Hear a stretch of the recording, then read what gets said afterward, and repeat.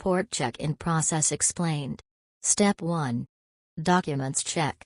First, when you arrive at the airport, go to the check-in counter. The airline staff will ask for your passport and flight ticket.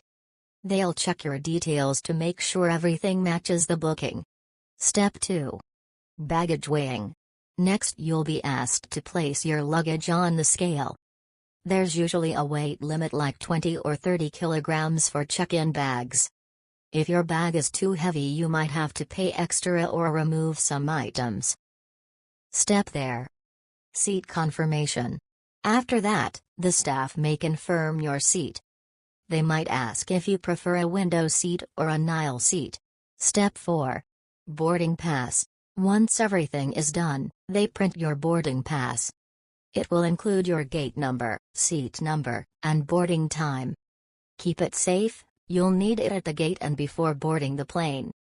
Step 5. Final instruction. Finally, they will guide you to the security check area. Make sure to carry your passport and boarding pass with you at all times. And that's it. You've successfully completed your airport check-in process. Now, you're ready to go through security and wait for your flight.